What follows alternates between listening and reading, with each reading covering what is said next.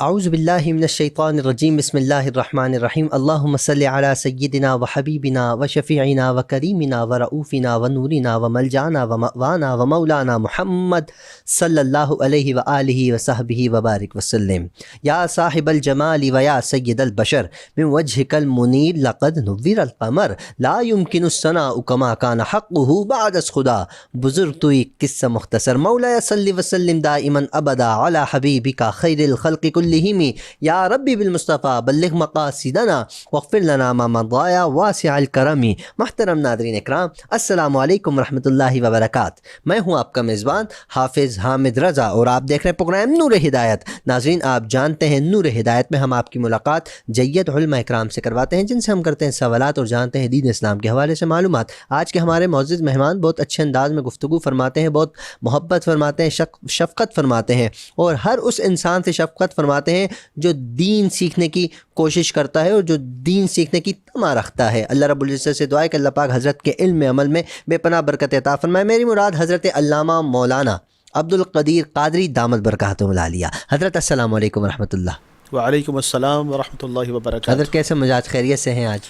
الحمدللہ علی کل حال، اللہ تعالیٰ کا بہت شکر ہے اور آپ کا کثرت کرم حضور کے صدقے میں معاملات ماشاءاللہ بہت زبردست ہے۔ الحمدللہ۔ ناظرین، میں آپ کو بتاتا چلوں، اللہ رب العزت نے حضرت کو رحمت سے نوازا ہے، حضرت کے ہاں رحمت کا نزول ہوا ہے۔ اللہ رب العزت اسی طرح حضرت کو بہت ساری خوشیاں عطا فرمائے، اور آپ سے دعا ہے کہ دعا فرمائے گا اللہ رب العزت ہماری پھول جیسی شہزادی کو اللہ رب العزت صحت والی، ایمان کی سلامتی والی زندگی عطا فرمائے۔ حضرت آپ کو بہت بہت مبارک ہو۔ خیر مبارک، اور آپ کا بہت بہت شکریہ، جزاک اللہ، آپ نے دعاؤں میں یاد رکھا ہے، الحمدللہ۔ تو اللہ کریم آپ کو اس کی برکتیں بہت عطا فرمائے۔ آمین آمین، بہت بہت شکریہ۔ آپ سے انشاءاللہ گفتگو کا آغاز کرتے ہیں۔ ناظرین، میں آپ کو بتاتا چلوں آج کا ہمارا جو موضوع ہے وہ ہم 5 وقت نماز پڑھتے ہیں، اور نماز پڑھنے کے بعد ہم دعا کرتے ہیں، اور دعا نماز سے ہٹ کر بھی جب ہم پریشان ہوتے ہیں، پریشانی کے عالم میں ہوتے ہیں، اللہ رب العزت کی بارگاہ میں دعا کرتے ہیں، یا رب العالمین ہمیں اس پریشانی سے چھٹکارا عطا فرما۔ اکثر ہم نے لوگوں کو دیکھا ہے کہ دعا کرنے کے بعد پریشان ہوتے ہیں کہ یار ہماری دعا قبول نہیں ہوتی، اس کی وجہ کیا ہے؟ ان سب میں ہم کوشش کریں گے آج ہم جانیں، کیونکہ آج کا ہمارا موضوع ہے دعا کی فضیلت۔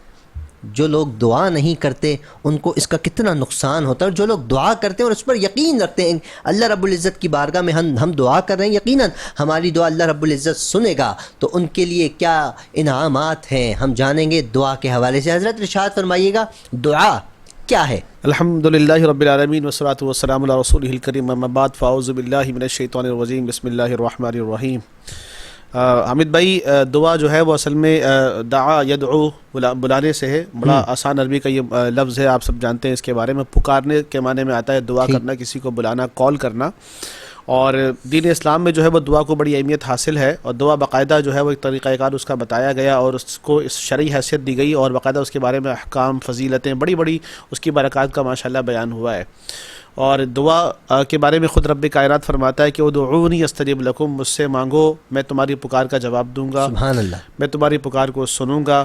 تم ہلکی آواز سے مانگو، زور سے مانگو، دل میں مانگو، صبح مانگو، شام مانگو، جب چاہو جیسے چاہو وہاں پر مانگو، مجھ سے جیسے مانگو گے میں تمہاری پکار کا ضرور جواب دوں گا۔ کوئی وقت مقرر نہیں ہے، کوئی وقت مقرر نہیں ہے، اور دعا جو ہے وہ اصل میں تمام عبادتوں کا مغز ہے، اس کی جان ہے، اس کی اصل ہے، اور اللہ تبارک و تعالیٰ کو سے ایک ملاقات، بات کرنے کا ذریعہ ہے۔ دعا is the channel of communication between the God and mankind. دعا جو ہے وہ ذریعہ ہے کلام کرنے کا بندے کا اپنے رب کے ساتھ۔ دیکھیے، نماز عبادت بھی ہے، اس کے اندر بھی دعاؤں کی تلقین کی جاتی ہے، لیکن نماز جو ہے ایک پروسیس کا نام ہے، لیکن دعا جو ہے وہ اصل میں ایک ایسی طریقہ بات چیت ہے اللہ تبارک و تعالیٰ سے کہ جہاں پر بندہ اپنے زبان میں اپنا معافی ضمیر، اپنی پریشانی، اپنی مصیبتیں، اپنا دکھ، اپنے رنج و علم، اپنی باتیں اللہ سے وہ شیئر کر سکتا ہے، جب چاہے، جیسے چاہے، جہاں چاہے خدا سے وہ ہم کلام ہو سکتا ہے، اور دعا یہی اصل میں ذریعہ ہے بندے کو اللہ تعالیٰ سے رابطہ کروانے کا۔ دیکھیے، ہم اور آپ انسان ہیں، اور نو ڈاؤٹ الحمدللہ رب العالمین کے تحت ہم اور آپ اللہ تبارک و تعالیٰ کی رحمت کے ہمیشہ محتاج ہیں، اللہ تعالیٰ کے کرم کے ہمیشہ محتاج، اس کے فضل کے بغیر، اس کی رحمت کے بغیر، اس کی عطا کے بغیر میرا اور آپ کا ایک سانس بھی لینا دنیا میں ممکن نہیں ہے، محال ہے، اور ہم سب اللہ تعالیٰ کے رحم و کرم پر ہی زندہ ہیں، سلامت ہیں، اور زندگی کی گاڑی ہماری چل رہی ہے، اور دعا جو ہے وہ اللہ تعالیٰ کی رحمت کو، اس کے فضل کو، اس کے کرم کو مانگنے کا نام ہے، اور دعا کو اگر زندگی سے نکال دیا جائے نا تو ایک انسان اللہ کی رحمت کے سائے میں ہو کر بھی رحمتوں کے سائے کو پا نہیں پاتا۔ دیکھیے بات تو یہ اللہ کے فضل کے باہر ہم نکل نہیں پائیں گے، پوری کائنات اللہ تعالیٰ کے فضل کا ہی نام ہے، لیکن دعا کے ذریعے سے حقیقی معنوں میں اور آپ اللہ کے فضل کو پانے والے بن جاتے ہیں. اور اس کی اہمیت کو اگر ہم سمجھیں تو میں یہ بات آپ سے کہوں کہ انسان چلتے پھرتے دعا کرنے والا بن جائے، دن رات صبح و شام. دیکھیے یہ نہیں کہ جو مریض ہوگا وہی دعا مانگے گا، ٹھیک ہے نا، یا پھر کسی کا انتقال ہو جائے تو اس کے لیے ہم دعائے خیری صرف کرنے والے بن جائیں گے. دعا ہر حال میں ہماری ضرورت ہے، دعا کے محتاج ہم ہر حال میں ہیں، کیونکہ اللہ تبارک و تعالیٰ سے نعمتوں میں زیادتی کی دعا کرنا، نعمتوں کے استحکام کی دعا کرنا، نعمتوں میں استقامت کی دعا کرنا، خود ہدایت، خود سورہ فاتحہ سورہ دعا ہے. بے شک آپ دیکھیں تو قرآن مجید فرقان حمید جس پہلی سورت سے اس کا آغاز ہوتا ہے، اس میں اللہ تعالیٰ کی حمد و ثنا کے بعد، اچھا یہ بھی طریقہ کار سمجھ لیا جائے کہ دعا کرنے سے پہلے اللہ کی حمد و ثنا بھی کرنا ضروری ہے. اللہ کی تعریف، اللہ کو مبارک ناموں سے یاد کرنا یہ رب کا بتایا ہوا طریقہ ہے. قرآن مجید فرقان حمید کی سورہ فاتحہ میں 3 سے 4 آیتوں کے بعد آ رہا ہے اہدنا الصراط المستقیم، کہ یا اللہ مجھے سیدھا رستہ دکھا، لیکن اس سے پہلے اللہ کی حمد و ثنا کا بیان ہے. تو جب بھی ہم دعا کریں تو درود شریف کا لازمی اس پہ عمل رکھیں، ہم اس پہ بات کریں گے انشاءاللہ. تو لیکن صراط مستقیم پر چلتے رہنے کی دعا کرنا ہم اس کے لیے محتاج ہے. زندگی کے سارے معاملات کو برقرار رکھنا، اس میں برکت کے لیے معاملات کو لے کے آگے چلنا، اس کے لیے دعا انتہائی ضروری ہے ہمارے اور آپ کے لیے. ٹھیک ہے. اچھا حضرت ارشاد فرمائیے گا ہماری زندگی میں دعا کی کتنی اہمیت ہے اور کتنی ہونی چاہیے؟ بالکل، آپ بہت اچھی بات آپ نے فرمائی ہے. یہاں پہ دیکھیے انبیاء کرام اللہ تعالیٰ کے برگزیدہ بندے ہیں، اور یقیناً ان کا جو قرب اللہ کی بارگاہ میں ہے اس کی کوئی مثال نہیں ہے. بالکل نہیں. اور ایک عام غیر نبی اس مقام کو تو پانا بہت دور، قریب بھی نہیں جا سکتا وہاں سے. لیکن انبیاء کرام نے دعائیں مانگی ہیں، اور قرآن مجید میں ایسی ایسی زبردست مبارک دعاؤں کا ذکر ہے. رب اجعلنی مقیم الصلاۃ آپ پڑھتے ہیں ماشاءاللہ، ربنا آتنا فی الدنیا حسنہ، خود لا الہ الا انت سبحانک انی کنت من الظالمین، پھر ربنا ظلمنا انفسنا وان لم تغفر لنا الی آخرہ. اس طرح قرآن مجید کی میں آپ کو دیکھیں تو دعاؤں سے بھرپور نظر آتی ہے مجھے اور آپ کو. اور انبیاء کرام نے اس الفاظ اور جامعیت کے ساتھ اللہ تعالیٰ کو یاد کیا ہے اور اللہ تعالیٰ سے دعائیں مانگی ہیں. تو جب انبیاء کرام کی زندگی میں دعا ضروری ہے تو ہم تو غیر نبی ہیں، ہم تو ان کے امتی ہیں، ہم تو ان کے فالوورز ہیں، ہم گناہ کرنے والے ہیں زیادہ. انبیاء تو معصوم ہیں، ان کے لیے گناہ کا تصور بھی نہیں کیا جا سکتا، لیکن وہ اتنی دعائیں کرتے ہیں اللہ کی بارگاہ میں، استغفار کرنا، توبہ کرنا. خود رسول کائنات صلی اللہ علیہ وسلم کے بارے میں آتا ہے کہ آپ روزانہ 70 سے زیادہ اللہ کی بارگاہ میں استغفار و توبہ کیا کرتے تھے. تو ام عائشہ نے فرمایا یا رسول اللہ آپ کی اس بات کی کیا حاجت ہے؟ تو آقا نے فرمایا کیا میں اللہ کا شکر گزار بندہ نہ بن جاؤں کہ رب نے مجھے اتنی نعمتوں سے نوازا ہے. تو جب ان کے لیے ان تمام کام مانگنا ضروری ہے تو میں اور آپ مانگنے میں کیوں شرماتے ہیں، چاہتے کیوں ہیں، ہم اسے ضروری کیوں نہیں سمجھتے؟ اولاد یقین اللہ ہمیں دے گا، رزق اللہ یقیناً ہمیں دے گا، ٹھیک ہے نا، زندگی کی نعمتیں بہاریں دیکھنا اللہ میں نصیب فرمائے گا، اور یہ چیز اللہ کر رہا ہے اور مستقل چیزیں مل رہی. لیکن کاش اس کو ہم مانگ کر خوشنما بنا لیں، خوبصورت بنا لیں، کہ ہماری یہ مانگی بھی چیزیں بن جائیں، اور ہم کہیں کہ ہم نے اللہ سے یہ مانگی تو اللہ نے ہمیں عطا فرمائی ہے. ہم اس میں ایک مانگنے کا عنصر شامل کر لیں، کتنا مزہ آئے گا ہمیں اور آپ کو. ہم اس پہ اور اشش کریں گے کہ رب نے ہماری بات کتنی زبردست پوری فرمائی، حالانکہ اللہ آپ کو بن مانگے بھی دے رہا ہے. بالکل، آپ کو صبح شام کا کھانا پینا بن مانگے مل رہا ہے. اچھا حضرت اس پہ ارشاد فرمائے گا انداز کیا ہونا چاہیے دعا مانگنے کا، کیونکہ آپ کسی بندے سے نہیں مانگ رہے، آپ اللہ سے مانگ رہے ہیں. اللہ اکبر، اللہ اکبر. حامد بھائی مانگنے والے سے دینے والا بہت بڑا ہے. بے شک بے شک. اور میں آپ کو یہ بات بتاؤں کہ جس تگ و دو اور لگن کے ساتھ ہمیں مانگنا چاہیے ہم اس کا حق ادا نہیں کر رہے. رب کی بارگاہ اتنی بڑی بارگاہ، عظیم بارگاہ ہے، بلند بارگاہ ہے کہ جہاں اللہ کے نبی صلی اللہ علیہ وسلم ساری رات سجدے میں جا کر اللہ کی بارگاہ میں دعا مانگنے والے بن جائیں. ہم اور آپ اس در کے اگر بھکاری بھی کہلائیں نا تو بہت بڑی بات ہے میرے اور آپ کے لیے. حالانکہ بھکاری بننا انسان کے لیے ذلت کی بات ہے، لیکن رب کے دربار میں انسان بھکاری بن جائے اور وہاں کا بھکاری منگتا کہلائے تو اس کے لیے بہت بڑا یہ اعزاز ہے کہ وہ اللہ کی بارگاہ میں جا کر کے مانگنے والا ہے. رب کی بارگاہ میں اگر ہم اور آپ سوال کرنے کس طرح سے مانگنا چاہیے، سوال یہ پیدا ہوتا ہے کیا لگن ہو، کیا ہماری جستجو ہو، کیا ہمارا ذوق. دیکھیے ہم تو اگر دعا مانگنے کے لیے بیٹھیں تو چند منٹ کے اندر ہی ہم مکتا جائیں، یا ہماری دعا ختم ہو جائے، یا ہمیں جستجو نہ رہے، لگن نہ ہو ہماری اس دعا کے ساتھ، جو ہے ہم مانگ کچھ رہے ہیں اور ہماری بات کہیں اور ہو رہی ہے. وہ انسان بڑا عجیب ہے کہ جو ہاتھ اللہ کی بارگاہ میں اٹھائے اور چہرہ کسی اور کی طرف پھر کر کے دعائیں مانگ رہا ہو. میں آپ کو بتاؤں دعا کے مانگنے کے آداب کے بارے میں یہ بہت عجیب بات ہے یہ کہ انسان اللہ یعنی کہ اللہ تبارک و تعالیٰ کی رحمت اس کی طرف متوجہ نہیں ہوتی ہے. دعا کا مطلب یہ ہے کہ بندہ اللہ تعالیٰ کی رحمت اس کی طرف متوجہ ہو جائے، اور ایسا بندہ جو خود متوجہ نہیں ہو رہا ہے اللہ تعالیٰ اس سے اپنی توجہ پھیر لیتا ہے. تو وہ بندہ، اب آداب دیکھیے آپ کتنے اس کے ہیں، خود رسول اللہ صلی اللہ علیہ وسلم نے سکھایا. میں اس کے آداب کیا ہیں، 3 طریقہ کار بتائے گا اس کے دعا مانگنے کے حوالے سے. ایک تو یہ کہ آپ جو ہے وہ اپنے سینے تک یا کندھے تک کے آپ جو ہے اپنے ہاتھ کو اٹھائے رکھیں، اور ایک آپ جو ہے اپنے چہرے تک کے ہاتھ کو بلند کر دیں اس طرح سے، اور ایک اپنے ہاتھ کو اٹھا کر آسمان کی طرف، یہ آخری حد دعا مانگنے کے حوالے سے، اور بالکل آسمان کی طرف آپ بلند کر دیں، اور اس طریقے سے آپ اللہ تعالیٰ کی رحمت کو متوجہ کریں، جیسے حجاج مانگتے ہیں حجاج جیسے خود رسول کریم صلی اللہ علیہ وسلم نے میدان عرفات میں دعائیں مانگی اس طرح سے ہاتھ کو بالکل بلند کر کے۔ صدیق اکبر رضی اللہ تعالیٰ عنہ فرماتے ہیں کہ حضور صلی اللہ علیہ وسلم کی چادر مبارک بھی بدر کے میدان میں پیچھے سے پھر گری، جب آپ کا ہاتھ مبارک اوپر بلند ہوا یہاں سے، تو آپ نے چادر مبارک کو اٹھایا۔ اور اب دیکھیے انبیاء کرام ہمیں سکھا رہے ہیں کہ کس طریقے سے اللہ کی بارگاہ میں سوال، رحمت کو متوجہ تو کریں میں اور آپ۔ اللہ کی رحمت تو ہر رات کے تیسرے پہر میں آ کر کے کہتی ہے کوئی مجھ سے مانگنے والا میں اسے عطا کروں، ہے کوئی مجھ سے روزی مانگنے والا میں اسے روزی، ہے کوئی مجھ سے عمر میں برکت مانگنے والا میں اس کی عمر میں برکت دے دوں، ہے کوئی مجھ سے میرے رحمت کو مانگنے والا۔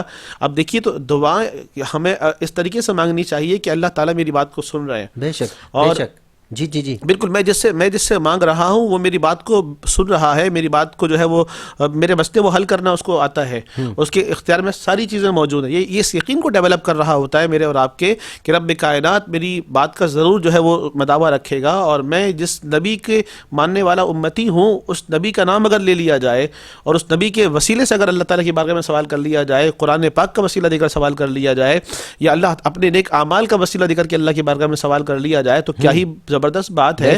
نماز کے بعد دعا کر لی جائے، کیونکہ نماز کے بعد کا وقت قبولیت ہے کہ آپ عبادت اللہ کی بارگاہ میں آپ پیش کر چکے، اب پانے کا وقت ہے، جی بالکل، تو لینے کا وقت جب آتا ہے، عام طور پر ہماری محافلیں آپ نے دیکھی ہوں گی، آپ تو ماشاءاللہ محفلوں کا حصہ اکثر بنتے ہیں، اور آپ وہاں زبردست خوبصورت جو ہے وہ نعت شریف ماشاءاللہ پیش کر رہے ہوتے ہیں، میں نے دیکھی ہے، اللہ آپ کو مزید برکت عطا فرمائے۔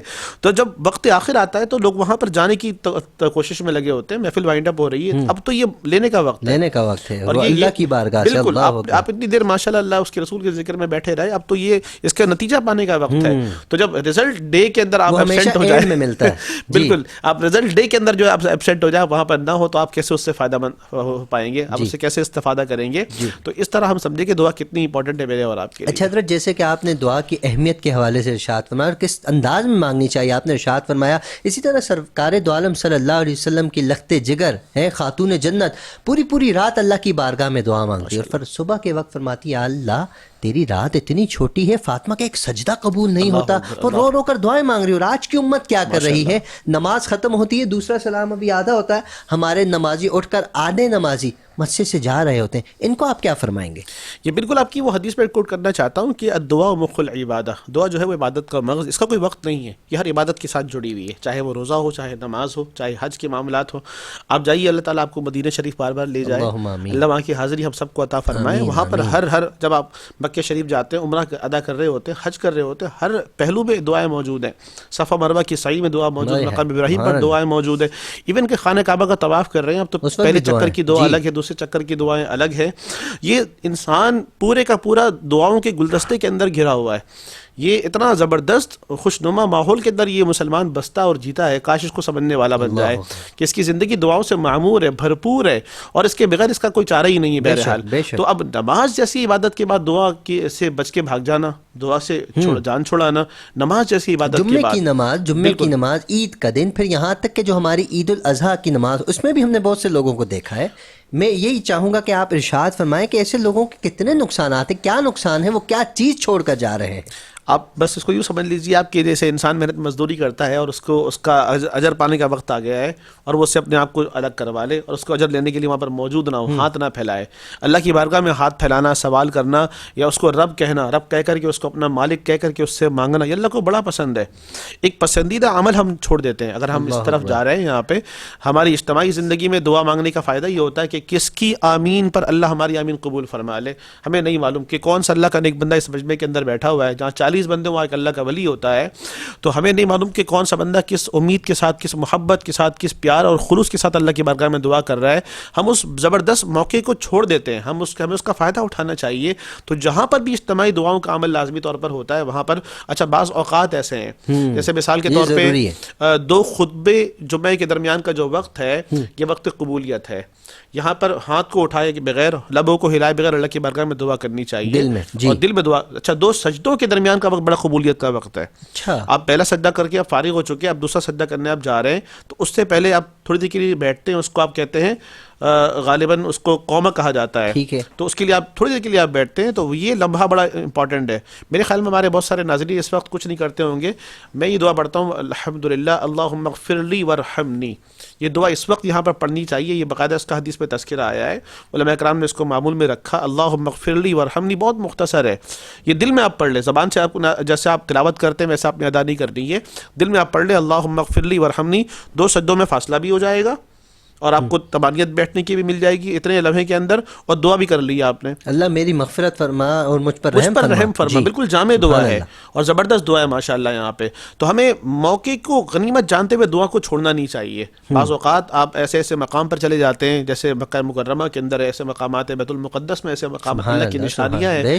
قرآن میں فرمایا سبحان الذی اسری بعبدہ, اللہ اکبر کہ بارکنا حولہ لنریہ من آیاتنا. رب نے نشانیاں بنائی ہیں. ایسے مقامات پر جب دعا کرنے کا موقع مجھے اور آپ کو نصیب آ جائے, میسر آ جائے, ہمیں کبھی اس کو ضائع نہیں کرنا چاہیے. اچھا حضرت ارشاد فرمائیے گا دعاؤں کی قبولیت کے کیا معیارات ہیں, ارشاد فرمائیے. بہت اچھی بات کی آپ نے. دیکھیے دعا جو ہے وہ دل سے ہوتی ہے. پہلی بات تو یہ ہے, زبان سے الفاظ ادا کرنے کا نام ظاہر سی بات ہے وہ ضروری ہے.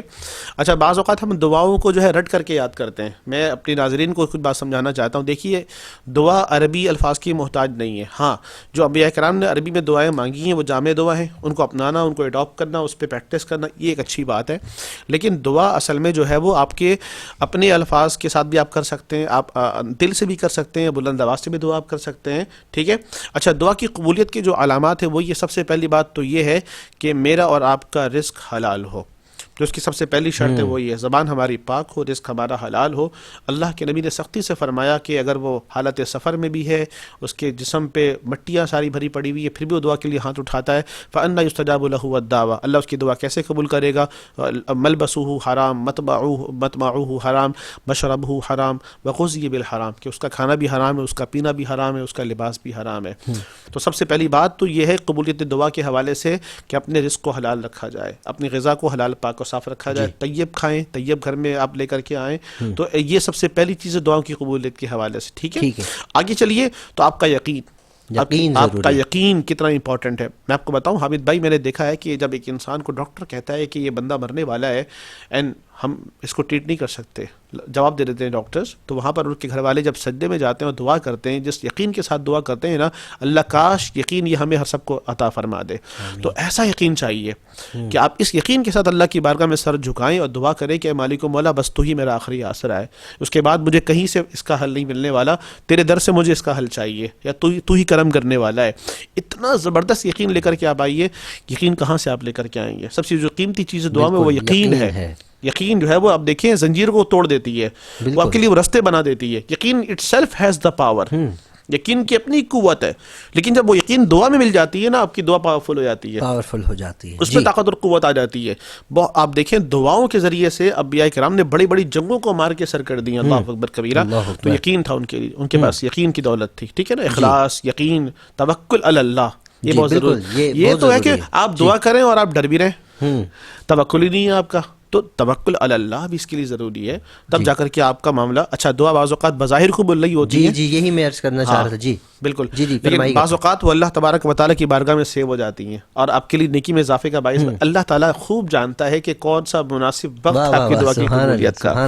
بے شک آپ اگر سمجھ رہے تھے کہ دعا کا اس وقت قبول ہونا بہتر ہے, لیکن اللہ یہ جانتا ہے کہ دعا کا نہ قبول ہونا ہی اس وقت بہتر ہے. بے شک. تو 70 ماؤں سے بڑھ کر پیار کرنے والا ہے, تو ظاہر سی بات ہے وہ وقت دیکھ کر آپ کو دے گا نا. بہت اچھا. میں چاہوں گا حضرت اس کو تھوڑا کنٹینیو رکھیں, کہ کیونکہ بہت سے لوگ ہمارے پریشان ہو جاتے ہیں, مجھ سمیت, کہ دعا قبول نہیں ہو رہی, اس کی وجہ کیا ہے. اس وقت مجھے, آپ کو, ہم سب کو کیا کرنا چاہیے؟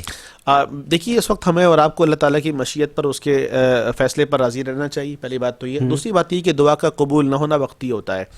بعض اوقات جو ہے وہ انسان اس چیز کا اہل نہیں ہوتا جو وہ مانگ رہا ہوتا ہے. مثال کے طور پہ ایک انسان جو ہے وہ اپنے لیے کار مانگے اور اسے کار چلانا ہی نہ آئے, مثال کے طور پہ, تو والدین یا باپ اس کو کار اس وقت دیتے ہیں جب اس کو کار چلانی آ جاتی ہے. دینے سے منع نہیں کرتے, چونکہ اس کو چلانی نہیں آتی, اس وقت اس کو نقصان پہنچائے گی. ایسا ہی ہے. تو اس لیے بعض اوقات انسان دنیا مانگتا ہے اللہ کی بارگاہ سے, اللہ جانتا ہے کہ دنیا اس کو ملے گی تو یہ باغی ہو جائے گا یا دیندار نہیں رہے گا، ٹھیک ہے، یا بہت پیسے آ جائیں یا بہت کاروبار بڑھ جائے تو یہ نماز بھی نہ پڑھ پائے گا، اللہ کی بارگاہ میں آ ہی نہیں، اللہ اس کو اس سے بچا رہا ہے۔ تو اللہ تعالیٰ بہتر جانتے ہیں کہ ہمارے معاملات کا اصل میں حل کس وقت مناسب وقت پہ ہونا چاہیے۔ ہم ہر وقت دنیا مانگ رہے ہوتے ہیں، سمجھتے ہیں کہ ہمارے پاس دنیا کیوں نہیں آ رہی ہے، اللہ بہتر جانتا ہے تو اس کے فیصلے پر۔ اور دوسرا یہ کہ دعا کے ذریعے سے نیکی میں ہمارے اضافہ ہو رہا ہے۔ انسان اللہ کی بارگاہ میں جب جائے گا اس کے سامنے نیکیوں کا پہاڑ آئے گا کہ اللہ کہاں سے، اللہ فرمائیں گے کہ یہ جو تم نے دعائیں کی ہیں نا، اس کو میں نے اس کو نیکی کی صورت میں آج بنا کے تمہیں میں نے عطا کر دیا۔ اللہ، یہ فائدہ مند ہے۔ تو ہر لحاظ سے پریشان نہیں ہونا چاہیے، قبول نہیں ہو رہی تو پریشان نہیں ہونا چاہیے، سبحان اللہ، کیونکہ اللہ فرماتا ہے جو میں جانتا ہوں وہ تم نہیں جانتے۔ حضرت آپ کا بہت بہت شکریہ، آپ نے بہت خوبصورت انداز میں دعا کی فضیلت پیش کی۔ اللہ رب العزت آپ کے علم میں، عمل میں بے پناہ برکت عطا فرمائے۔ ناظرین، ہمارے پروگرام کا وقت بہت اختتام، یقین مانیے دل تو کرتا ہے، جی چاہتا ہے باتیں چلتی رہیں، ہم علم حاصل کرتے رہیں، لیکن وقت، دامن وقت میں ہمارے ہاں گنجائش کم ہوا کرتی ہے۔ تو انشاءاللہ نیکسٹ پروگرام میں ملاقات ہوگی۔ آپ اپنا خیال رکھیے گا، اپنے اہل و عیال، اپنے پڑوسی، اپنے رشتہ دار، سب کا خیال رکھیے گا، اور وینس ٹی وی کی پوری ٹیم کو خصوصی دعاؤں میں یاد رکھیے گا۔ السلام علیکم ورحمۃ اللہ وبرکاتہ۔